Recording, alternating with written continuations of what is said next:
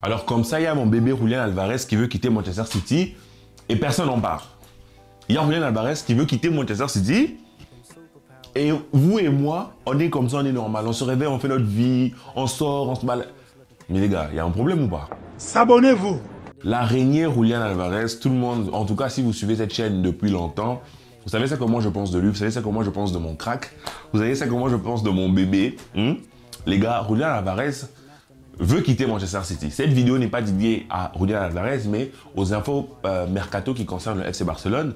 Et bien sûr, on va parler de Julián parce que moi, vous, on a vu notre très cher ami, le Polonais, enchaîner les bourdes, tout ça. On a vu un Lewandowski un peu en dessous, physiquement, tout ça, par rapport à son âge. On est bien content. Flick arrive, ils vont se retrouver, eux, qui étaient au Bayern et qui nous ont terrorisés de leur côté. Maintenant, Flick arrive chez nous. On se dit peut-être que Flick va transformer en fait Lewandowski. On aura un Lewandowski prime et tout ça. Oui, c'est bien mignon. Mais il y a Julián Alvarez.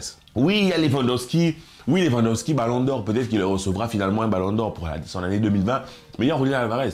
Julián Alvarez, en fait, le souci en ce moment, c'est qu'il faudra avoir plus de minutes. C'est qui est logique.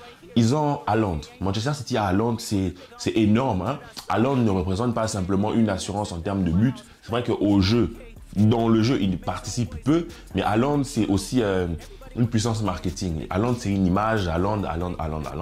C'est important dans un grand club d'avoir un porte-étendard. Donc Haaland est ce porte-étendard. En tout cas, son binôme avec Kevin De Bruyne représente vraiment, c'est que l'image que veut véhiculer Manchester City, c'est pour ça qu'il restera là. En tout cas pour l'instant.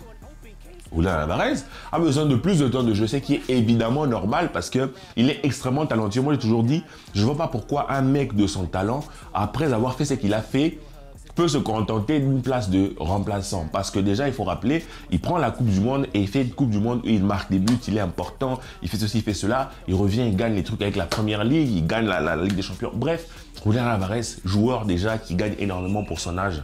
Moi, j'ai envie de parler français. Si les dirigeants du FC Barcelone sont normaux, comme vous et moi sommes normaux, j'en ai rien à faire, faites un truc. Faites un truc pour Julián Alvarez. Parce que pour moi, c'est vrai, c'était pas prévu. On veut un numéro 6, on veut un ailier gauche. Mais mon gars, c'est la possibilité. Vas-y, tu tentes. Après, je sais que financièrement, on n'en a pas forcément les possibilités. Mais moi, je pense que c'était une nouvelle que j'étais obligé de partager avec vous. Julián Alvarez a montré de l'intention, son intention de quitter parce que justement, il veut plus de temps de jeu. Et c'est pas évident. Et les joueurs qui sont les clubs qui sont sur lui, c'est Atlético de Madrid, Chelsea. Vraiment des clubs de merde. Vraiment, pour le talent qu'il a, qu'est-ce qu'il va les foutre à Chelsea? Après, c'est vrai, ça pourrait bien se passer. Il pourrait arriver là-bas et puis Chelsea recommence à... Ouais, mais imagine, Chelsea a déjà 1 milliard de joueurs. Avec les gars, ça marche pas. Imagine, il va perdre son temps là-bas. Et imagine, il va chez Cholo. Donc, je sais pas. Vraiment, nous sommes là pour le sauver. Nous sommes le club pour le sauver. Julián Alvarez, il est magnifique. Je veux dire, en termes de numéro 9, il marque des buts, mais il participe, il peut jouer en 10, il peut jouer en faux 9, il tire les coups francs. C'est l'araignée, les gars. C'est l'araignée, c'est l'élu. C'est l'élu. Mais bon, après, je sais que Laporta va sûrement vouloir faire un très très gros coup avec Haaland dans 2 saisons ou à la saison prochaine, l'été 2025. Il faut voir si ce sera possible parce que si Manchester City continue à gagner, à s'installer, peut-être qu'ils vont créer une véritable dynastie et que Haaland ne voudra pas partir. Mais a priori, Laporta penserait toujours à ça. Maintenant, Julián Alvarez, c'est une opportunité. Je ne sais pas si on pourra vraiment aller le chercher, mais il faudrait. Julián Alvarez, c'est fermé. Maintenant, nous allons parler en fait du numéro 6. Au début, on me disait, ça va être Zubimendi, puis finalement, non, c'est pas Zubimendi, ça va être Onana, non, finalement, c'est pas Onana, finalement, c'est Kimmich. Mais finalement, Kimmich n'est pas un 6. Kimmich va jouer en double pivot avec qui? Avec Frenkie de Jong. Finalement, on va pas prendre Kimmich, finalement, on va se dire, on va prendre Mikel Merino, qui est compatriote, collègue de Zubimendi à la Real Sociedad. Il ne joue pas en 6 de base, je pense, il a été formé en 6, mais il ne joue pas en 6 parce que Zubimendi joue en 6, il joue en 8.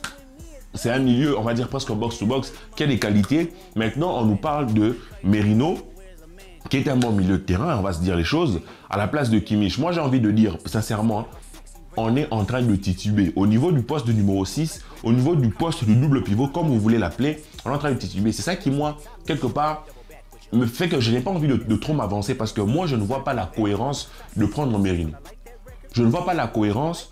Pour moi, rappelez-vous, il y a quelques mois, on était tous d'accord pour dire on a besoin d'un 6 top mondial. Alors oui, les 6 top mondiaux, ça ne court pas les rues. Vraiment, il ne faut pas croire qu'on va aller chercher débusquer je ne sais qui. J'arrive sur quelqu'un.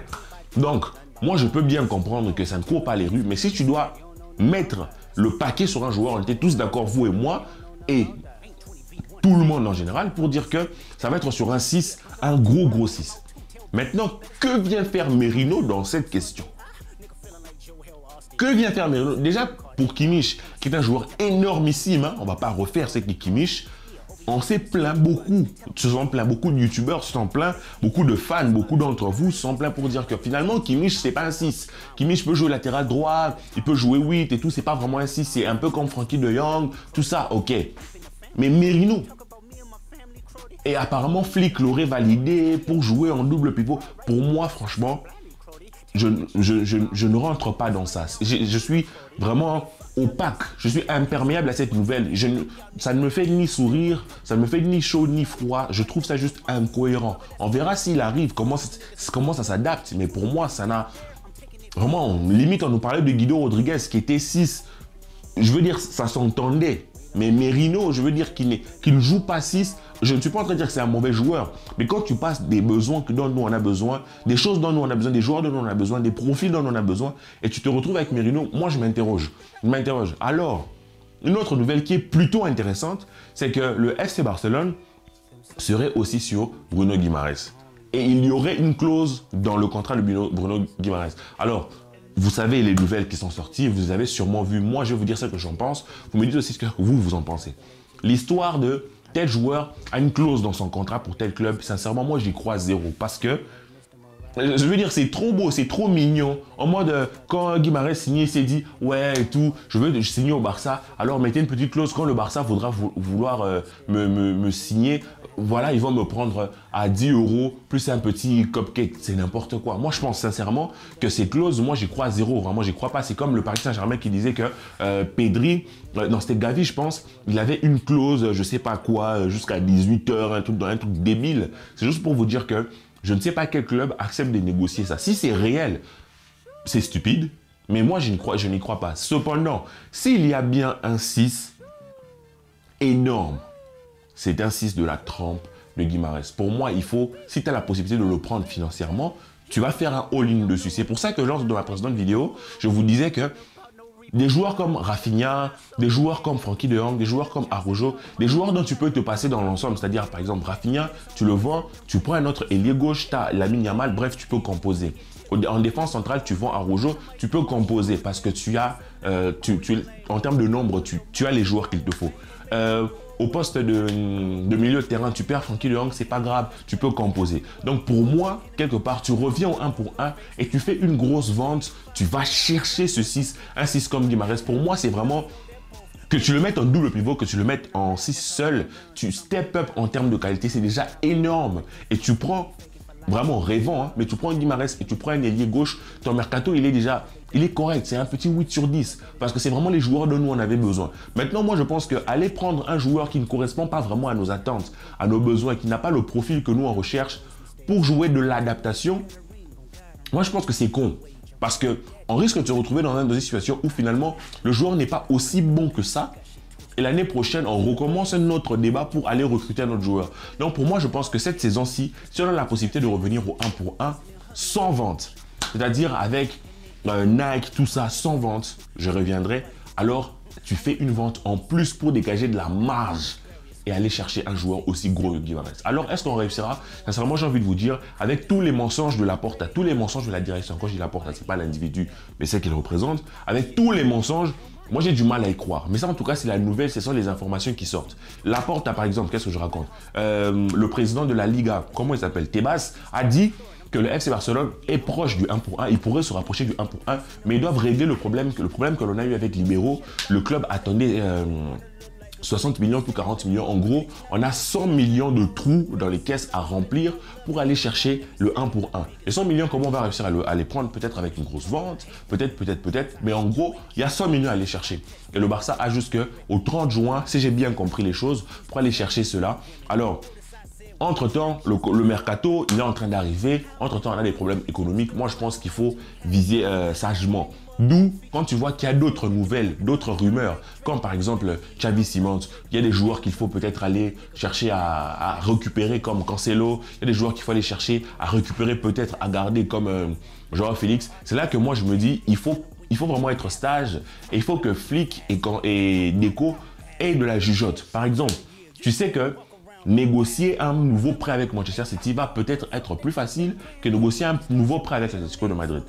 Hein? On est dans le conditionnel. Alors en ce moment-là, tu négocies déjà pour Cancelo, tu le gardes parce que pour moi, Félix, tu n'es pas obligé de le garder. Si tu sais que tu vas prendre un ailier gauche et que c'est ta priorité, pour moi, Félix, tu ne le gardes que si derrière, tu as l'Atlético qui est prêt à négocier. Si ils ne sont pas prêts à négocier, tu leur remets une bombe entre leurs mains. Ce n'est pas notre problème. Et tu fais revenir Ansu Fati pour que tu n'aies que deux priorités sur ce mercato, que tu ne t'éparpilles pas. Xavi Simons, c'était bien, mais ce n'est pas une priorité à l'heure actuelle. C'est vrai qu'il peut jouer sur les ailes, mais on se dirige, comme j'ai dit dans la précédente vidéo, sur des ailiers type Nico, Luis Diaz, Leroy Sané, ce genre de choses. Donc, a priori, ça ne serait pas sur Xavi Simons qu'on va jeter notre dévolu. Et a priori, Flick n'a pas l'air de donner une grosse intention là-dessus. Sinon, on aurait eu plus de nouvelles, je pense. Donc, à l'heure actuelle, pour moi, sur les autres postes, il faut que tu règles ça en amont. C'est-à-dire les petites négociations que tu dois faire en amont pour que, quand le mercato commence, que tu aies que deux priorités. À part revenir au 1 pour 1, vraiment que tu te battes, que tu te coupes en deux pour deux mecs, un 6 et un ailier, et que tous les autres postes où tu peux potentiellement te remplacer, te renforcer, en ajoutant un petit joueur par-ci, en ajoutant un petit joueur par-là, en ramenant peut-être des jeunes pour jouer en défense centrale, ce genre de choses, parce qu'il y a quelques infos qui passent avec des jeunes. Tout ce genre de choses, tu dois le faire en amont. Donc j'espère qu'ils y pensent et qu'on ne va pas se retrouver en plein mercato à commencer à réfléchir à enregistrer qui avant qui. Je ne sais pas si vous comprenez ce que je suis en train de dire. Pour moi, tu prévois déjà l'enregistrement des joueurs que tu veux garder. Tu les prévois, tu les mets, tu sais que non, ok, ça va me prendre 50 millions par exemple dans les caisses. Tu sais qu'il te reste 100 par exemple. Et dans les 100 millions qui te restent dans les caisses, ou dans les 10 millions qui te restent dans les caisses, même dans les 1 million qui te restent dans les caisses, tu te débrouilles pour aller te prendre un ailier gauche et un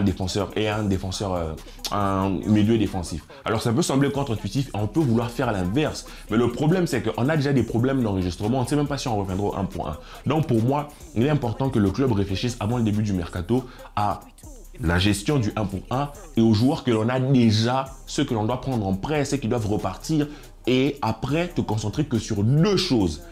Une fois que c'est bon, que tu as pu prendre ton 6, que tu as pu prendre ton ailier gauche, si tu as de la marge ou si tu peux vendre un joueur en plus, justement, tu vas aller me chercher notre très cher bébé Julian Alvarez. Ça, c'est ça que moi je pense de la vidéo. Dites-moi ce que vous pensez des rumeurs Alvarez, des rumeurs Guimarães, des rumeurs Merino, de tous ces joueurs-là. Dites-moi ce que vous en pensez. On continue d'attendre la prolongation de Araujo entre-temps. On espère que ça se fera. Ça se fait pas, ben on le vend. C'est tout. Le FC Barcelone, on est supporter du FC Barcelone, on est le supporter d'Araujo. Je vous appelle ça sur vous les amis. Peace and love. S'abonnez-vous.